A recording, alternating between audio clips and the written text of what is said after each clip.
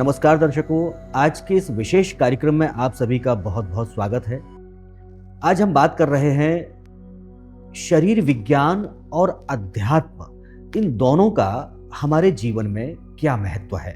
ऐसे ही कुछ सवालों पर आज हम बात करने जा रहे हैं हिंद मेडिकल कॉलेज के चेयरमैन और आमोद फाउंडेशन के संस्थापक डॉक्टर आमोद कुमार जी से। डॉक्टर साहब, आपका इस शो में बहुत बहुत स्वागत है। नमस्कार सर, आप एक डॉक्टर हैं, एक मेडिकल टीचर हैं और एक मोटिवेशनल स्पीकर हैं। हम सबसे पहले आज के इस विशेष कार्यक्रम में आपसे जानना चाहेंगे कि अध्यात्म क्या है। आपने बहुत सही सवाल किया है। हर मनुष्य को जिसको जीवन प्राप्त हुआ है उसका पहला कर्तव्य है आध्यात्म को जानना। आध्यात्म का मतलब है स्वयं अपने बारे में जानना। जब तक हम अपने बारे में नहीं जानेंगे तब तक हम अपने जीवन को सही से निर्वाह नहीं कर सकते। आध्यात्मिकता का मतलब ये है कि मैं कौन हूँ, वास्तव में मैं कौन हूँ और मेरा इस शरीर से क्या संबंध है। जब तक हम इस दोनों परस्पर इस संबंध को नहीं जानेंगे तब तक हम इस जीवन के सही अर्थों को समझ नहीं पाएंगे और सही तरीके से जीवन जी नहीं पाएंगे। और आध्यात्मिकता विज्ञान का एक पूरक है, विरोधी नहीं है। इनफैक्ट दोनों एक साथ पैरेलल चलते हैं। मैं कोई इस विज्ञान, इस जो संसार है, ये सब वैज्ञानिक से चलता है, प्रकृति वैज्ञानिक रूप से चलती है, उसी का एक हम हिस्सा है। मनुष्य इस प्रकृति के इवोल्यूशन से धीरे धीरे इवॉल्व हुआ है और सारे पशु पक्षियों प्राणियों में सबसे हाईएस्ट इवॉल्व प्राणी है। उसकी चेतना सबसे हाईएस्ट है। चेतना इतनी ज्यादा है कि उसने पूरे संसार को इतना सुंदर क्रिएट कर दिया, अपने लिए सब बना लिया। लेकिन इसी में अपने आप को नहीं समझा तो बहिर्मुखी होकर के संसार को उसने बहुत सुंदर बना लिया। लेकिन चूंकि अपने बारे में नहीं जानता है इसलिए उसने अपने आप को बीमार कर दिया। आज की तारीख में पूरे विश्व में सभी मनुष्य बीमार है, 100% लोग बीमार है, कुछ तन से कुछ मन से। तो इसका सर रुकावट कहाँ पर होती है? मतलब बहुत ही सीधा सीधा सा प्रकृति का नियम है। सुबह सूरज उगता है, एक निश्चित समय के बाद रात हो जाती है। पूरा प्रकृति जो है एक निश्चित अनुशासन में जब चल रही है तो सिर्फ मानव ही को क्यों, कौन सी ऐसी रुकावट कहाँ पर क्रिएट होती है कि वो अपने अंदर नहीं झांक पाता या मैं कौन हूँ ये नहीं पहचान पाता है? मनुष्य इकलौता प्राणी है जिसकी चेतना का इतना विकास हुआ है कि उसने संसार में सब कुछ एक नया यूनिक क्रिएट किया। ऐसा दूसरा कोई प्राणी नहीं है। हमारे मस्तिष्क में जो अलग अलग पार्ट हैं, तो ये काम इमोशंस, थॉट्स एंड इमोशंस को हैंडल करने का काम प्रीफ्रंटल कॉर्टेक्स में होता है। तो प्रीफ्रंटल कॉर्टेक्स जो है सिर्फ मनुष्य का इतना इवॉल्व हुआ है, किसी जानवर का इतना इवॉल्व नहीं है। इसी डेवलपमेंट में ही इसका ये वर्तमान की जो समस्याएं हैं वो उसी में छिपी हुई है। वो डेवलपमेंट चूंकि बहुत ज्यादा हुआ तो अपने आप से ही दूर चला गया, वो पूरे संसार में व्याप्त हो गया। तो जो कुछ संसार में दिख रहा है, जो कुछ हो रहा है, जो वो कर रहा है, बस सारा मन उसका उसी में लगा हुआ है। अगर वो अपने बारे में थोड़ा सोच ले, जान जाए, तो ये सब कुछ ठीक कर सकता है। और सबसे बड़े आश्चर्य की बात है, इसी कारण से ये रोग पैदा हो रहे हैं।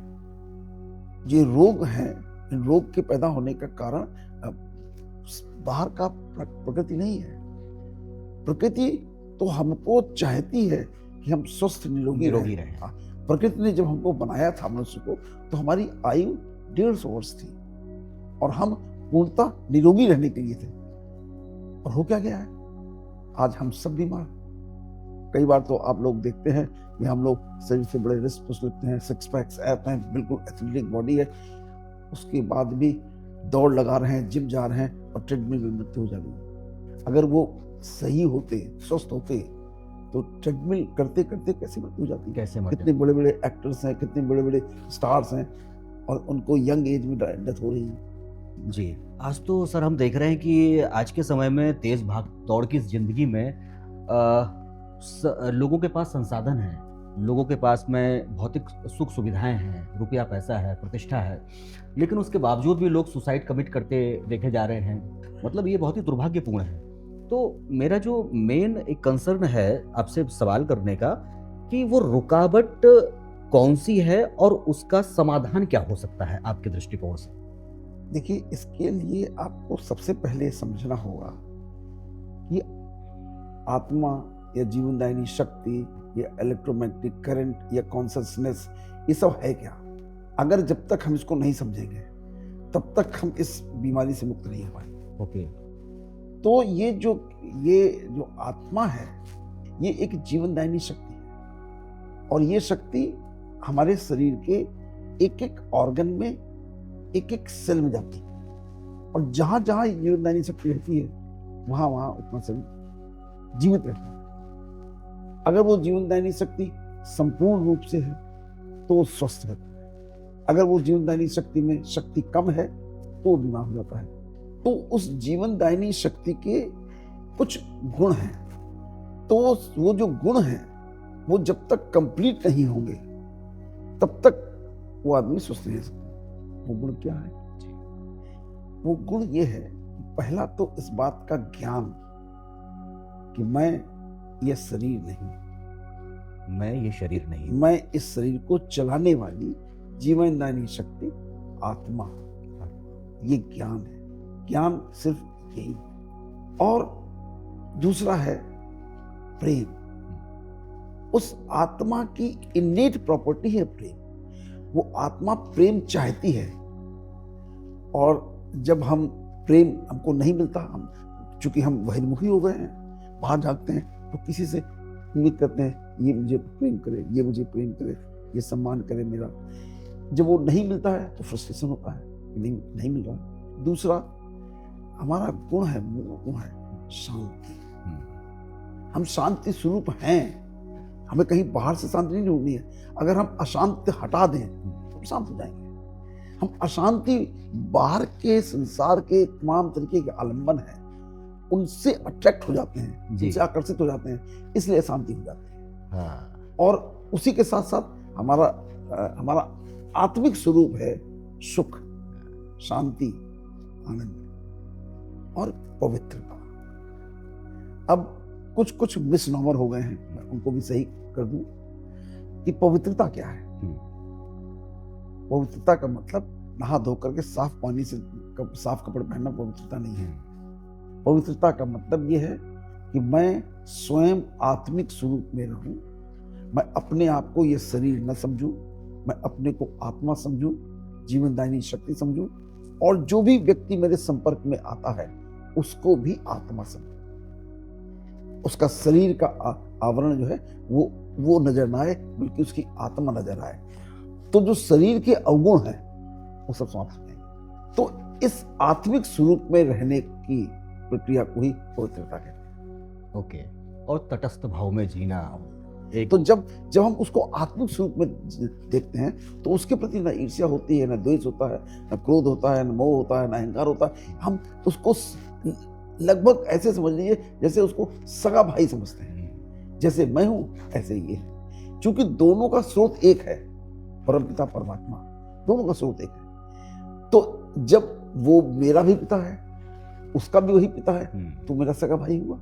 तो किसी बात का रंज द्वेष कुछ नहीं रह जाता है, इस स्वरूप में रहेंगे हम। इसीलिए शायद सनातन धर्म में वसुधैव कुटुंबकम का एक जो है वो इसीलिए विचार है, इसीलिए ये विचार, और ये विचार ही सही है। और जब हम इस शरीर के भान में आ जाते हैं तब हम इस शरीर की अपेक्षाएं बहुत वीर है। इस शरीर ने हमको एकदम परेशान करके रखा हुआ है कि हम जब बैठते हैं कहीं भी, खड़े कहीं भी रहते हैं तो बाहर के संसार से तमाम आलम्बन आते हैं। 5 इंद्रियां हमारी हैं, आँख, नाक, कान, मुंह, जीवा, त्वचा, ये इन शरीरों से, इन सब जगह से संदेश आते हैं जी। आफरेंट न्यूरॉन के माध्यम से वो ब्रेन में जाके वो एनालिसिस करती है। प्रीफ्रंटल कॉर्टेक्स में इमोशंस बनते हैं, भावनाएं बनती हैं। ये जो संदेश आया, जैसे मैं आपको देख रहा हूँ जी, आपकी एक शक्ल सूरत आई, आपके भाव आए, आपका वाणी आई, इस सब ने जाकर के ब्रेन में एक इमेज बनाई। ऑप्टिक एरिया में उसकी इमेज बनी, ऑडिटरी में उसकी आवाज गई और इसी तरीके से बाकी सब संदेश गया, अपनी जुबान पे फिर गया। मान लीजिए 1 मिनट के लिए आप मुझको गाली दे रहे होते किसी भी कारण से, तो अंदर भाव जाता है मुझे गाली दे रहा है, क्यों गाली दे रहा है। अब हमारी प्रक्रिया शुरू हो जाती है। जब प्रक्रिया शुरू होती है रिएक्शन वाली, वो फिर जब रिएक्शन करती है तो वो सारा कॉन्फ्लिक्ट पैदा होता है। तो यदि हम अपने आप को उस आत्मिक स्वरूप में रखें तो कोई प्रक्रिया नहीं होगी। इस शरीर लगातार चाहता है सब कुछ अच्छा सिर्फ अपने लिए, किसी दूसरे के लिए। और जब ये मेरे से हटता है तो चूंकि इसका जो लालच है, जो इसका लोभ है, वो इस शरीर के प्रति इसके आकर्षण हो गया है। तो ये शरीर जब इसकी आसक्ति में, शरीर की आसक्ति में ये सारे काम उल्टे कराता है। एक मोटी भाषा में कहा जाता है कि व्यक्ति अपने सुख से परेशान नहीं है, अपने दुख से दुखी नहीं है, दूसरों के सुख से दुखी है। दोनों से, अपने दुख से तो दुखी यही है, दूसरे के सुख से और भी ज्यादा दुखी है। तो जो बीमारियां हैं, आपका कहना है कि एक जो उसकी मुख्य कारण है, जो उसका सोर्स है, वो कहीं ना कहीं हमारे भीतर ही मौजूद है। अगर हम उस चीज़ को ठीक कर लें तो जो बीमारियां हैं, जो हमारा फ्रस्ट्रेशन है, जो हमारे इल्यूजन्स हैं, वो दूर हो सकते हैं। एक मेजर पार्ट इससे दूर हो सकता है। हम लोग जो साइंटिफिक तरीके से जो डेवलपमेंट हमने समझा है कि हम इवॉल्व हुए हैं इसी प्रकृति में। पहले हम 4 पैर के थे, फिर 2 पैर के हुए, खड़े हुए, फिर जंगल में शिकार करने लगे, शिकार करके भोजन करने लगे, फिर उसके बाद धीरे धीरे करके फल फूल खाने लगे, फिर आगे चल के हमने खेती करना शुरू किया, तो खेती किसी में लगने लगी। लेकिन अल्टीमेटली उस समय परिश्रम करते हैं। ये परिश्रम करना हमारे जीन्स में शामिल हो गया है। अब जब और डेवलपमेंट मनुष्य ने कर लिया, हर चीज उपलब्ध करा दी, हर गाड़ी, एयर कंडीशन, सब कुछ सुख सुविधाएं उपलब्ध हो गई, तो उसके बाद उसका परिश्रम करना कम। एक कारण बीमार होने का ये है। नंबर 2, आदमी का आहार। तो आहार हमारा शुद्ध सात्विक आहार होना चाहिए। साथ ही साथ आपको सुन करके आप लोगों को आश्चर्य होगा, जो मैं ये बात बताने जा रहा हूं, कि हमारे शरीर में एक क्लॉक लगी हुई है, एक घड़ी लगी हुई है, और वो घड़ी जो है वो हमारे हाइपोथैलेमस एंड पिट्यूटरी के जंक्शन पे है, और उस घड़ी का नाम है बायोलॉजिकल क्लॉक। और ये घड़ी सूर्य से जुड़ी हुई है। तो चूंकि प्रकृति के साथ हम जुड़े हुए हैं, तो हमारी जो दिनचर्या होनी चाहिए वो सूर्य से जुड़ी होनी चाहिए। तो इसके लिए जब इसका हमारे सनातन धर्म में बहुत आगे काल से ये प्रक्रिया हमारे ऋषि मुनियों में अच्छी तरह आती थी, उन्होंने डिस्क्राइब कर दी थी कि आपको जीवन कैसे जीना है। तो उन्होंने ये बताया कि हमको सूर्योदय के 2.5 घंटे पहले उठना है, और सोना सूर्यास्त के 2.5 घंटे बाद सोना है। ये हमारी सोने की प्रक्रिया और जगने की प्रक्रिया। उसके अलावा बाकी 6 से 8 घंटे की डीप स्लीप के लिए। स्लीप में हमारी मेंटेनेंस एंड रिपेयर, जो शरीर में जो हम दिन भर काम करते रहते हैं, जो डैमेज होता रहता है, वो काम उसी स्लीप होता है। मतलब बॉडी अपने आप को रिपेयर कर उस कंडीशन में। और तीसरा हमने बताया हमारा रिलेशनशिप विद द सन, इसका नाम सर्केडियन रिदम है। इसकी रिसर्च 1958 में रिचर्ड फंस ने करी, उनको नोबेल अवार्ड भी दिया गया। मुझे जब मैं इस नोबेल अवार्ड को देखता हूँ और पढ़ता हूँ तो मुझे बड़ा आश्चर्य होता है कि ये नोबेल अवार्ड तो कई हजार वर्ष पहले हमारे ऋषि मुनि को मिलना चाहिए था, जिन्होंने सब पूरा का पूरा डिस्क्राइब कर दिया था कैसे हमको सोना है, जगना है। और आज उसका नाम सर्केडियन रिदम दिया जाता है। और अब इसके बेसिस पे हम लोग बहुत सारी बीमारियों को भी निरीक्षण कर रहे हैं, और बहुत सारी दवाइयाँ भी देने का तरीका इसी सर्केडियन रिदम के हिसाब से करते हैं। और इस विधा का नाम क्रोनो मेडिसिन दिया गया है। Chrono medicine. तो आजकल इस पर बहुत काम चल रहा है। लेकिन आप देखिए तो अपने अपने सनातन धर्म को कि कितना इवॉल्व था, जिसको आज हम इन शब्दों में जिसकी गणना कर रहे हैं, ये सब ऑलरेडी डिस्क्राइब था, हम भूल गए। और चौथा जो सबसे पिलर है इस पूरे स्वास्थ्य रहने का, वो है इमोशनल बैलेंस। तो इमोशनल बैलेंस का मतलब ये है कि हमें आत्मिक स्वरूप में रहना है। यदि हम आत्मिक स्वरूप में रहते हैं तो मेरे अंदर वो 7 गुण, वो आत्मा के जो ज्ञान, प्रेम, पवित्रता, सुख, शांति, आनंद, ये सब आत्मा के गुण हैं, जो आत्मा के अंदर हैं। तो जब हम गहन ध्यान में अपने आत्मिक स्वरूप में जाते हैं और फिर उस परम पिता परमात्मा से कनेक्ट होते हैं, तो इन गुणों में वृद्धि होती है। फिर हम किसी के प्रति कोई द्वेष नहीं, किसी के प्रति कोई ईर्ष्या नहीं, कोई क्रोध नहीं, और हम सबके साथ इस संसार में रहते हुए अनासक्त भाव से जीते हैं। जब अनासक्त भाव से जीते हैं तो रोग पार संसार। आप एक लंबे समय से एक चिकित्सा विज्ञान के पेशे से जुड़े हुए हैं, बहुत सारे आपके अनुभव रहे हैं, तो आपको किस तरीके से, कहाँ से आपको इनर अर्ज फील हुआ कि अध्यात्म की तरफ जाया जाए, धर्म की तरफ जाया जाए, थोड़ा सा धर्म को समझा जाए? एक्चुअली जैसे सभी लोग धर्म के बारे में समझते हैं, वैसे मैं भी एक सनातन परिवार में पैदा हुआ। तो मैं भी मंदिर में जाता था, पूजा पाठ करता था, और सब तरीके से जो जो परंपराएं, जो भी कर्म कांड किए जाते मैं भी करता था। लेकिन मुझे इसका अर्थ नहीं समझ में आया। वास्तव में इसका अर्थ समझ में आया डॉक्टर बनने के बाद। धर्म क्या है? धर्म, अगर आपने साइंस केमिस्ट्री पढ़ी होगी, केमिस्ट्री में किसी भी मैटर के गुण धर्म लिखे जाते हैं कि गुण धर्म इसमें क्या है, स्टील का गुण धर्म क्या है, कॉपर का गुण धर्म क्या है, वाटर का गुण धर्म क्या है जी। ऐसे ही इस शरीर का भी गुण धर्म है। ओके।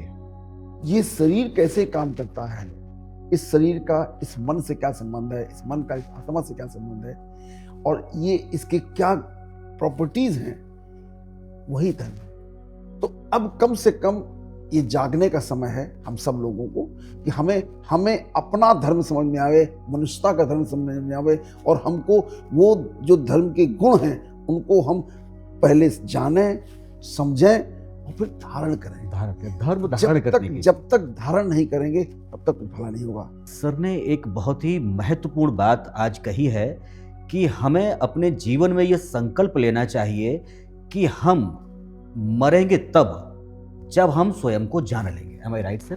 बिल्कुल सही है। और मैं एक लाइन और बढ़ा देता हूं जी। यदि आपको मरने की कला आ जाए, क्या तो आपको जीने की कला भी आ जाएगी। हम हर पल मृत्यु के करीब जा रहे हैं।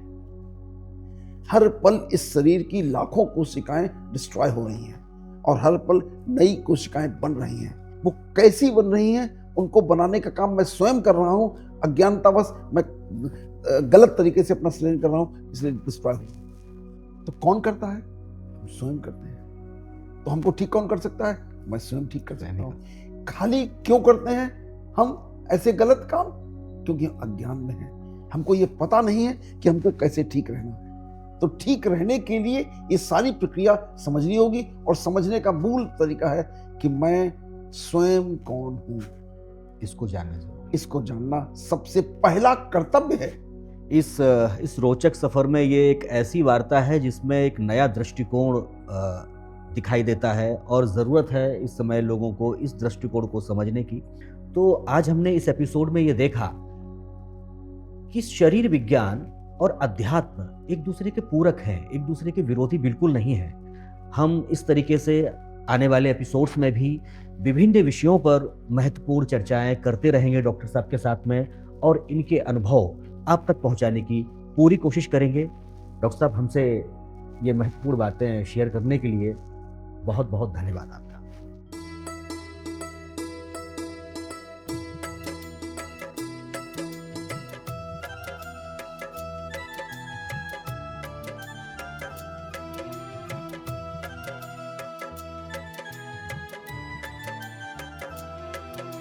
सारहीन जीवन जी करके हो, सारहीन जीवन जी करके जीवन जल्द खत्म कर मर के। कब आए थे चले गए, कब सोचा ना इस बारे में तब। फिर बचता पछतावा है कि दुनिया देख दिखावा है। बचता पछतावा है कि दुनिया देख दिखावा है।